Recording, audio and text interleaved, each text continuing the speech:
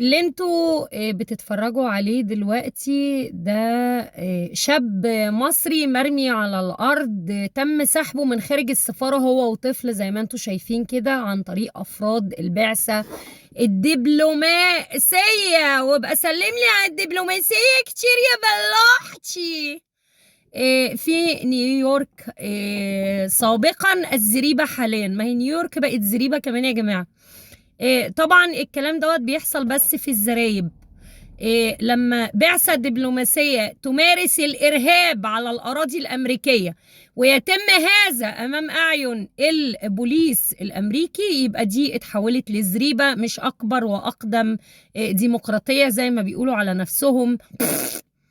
في عهد ترامب بقت ترامب الحقيقة. والله العظيم العالم يا جماعة اتحول لمقلب زبالة كبير جدا. ما شاء الله تبارك الله، يعني حاجة الحقيقة جميلة خالص. وزير خارجية المدعوقة الزريبة حاليا مصر سابقا طلع ادى أوامر للبعثة الدبلوماسية. الكلام ده اتسرب على الهوا.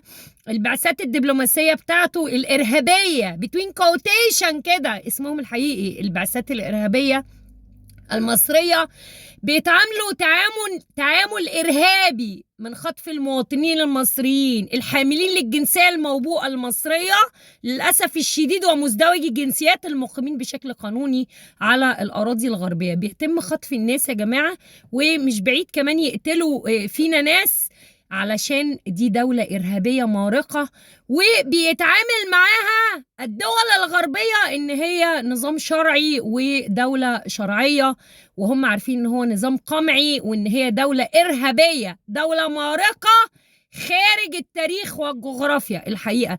ولو أمريكا دي فيها قانون، هي وبقية الدول اللي اتخطف فيها مواطنين زي النرويج، المواطنين دولت هيقلعوا السيسي اللباس يبيعوا في المزاد العلني هو وأهرامات مصر كمان، علشان دي جريمة خطف، دي جريمة إرهابية.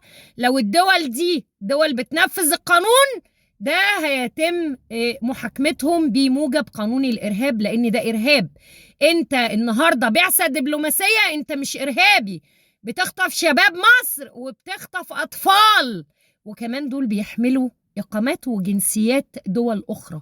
يعني أنت إرهابي بتمارس جريمة الإرهاب في الدول الغربية. الدول الغربية بقى لو موافقين يبقى هم مشتركين في الإرهاب ده، وأنا my suggestions يعني للناس دي إن هم يرفعوا قضايا ويطالبوا بملايين الدولارات تعويض من البعثات الإرهابية حاليا المصرية سابقا. بس كده، ده فصل الكلام.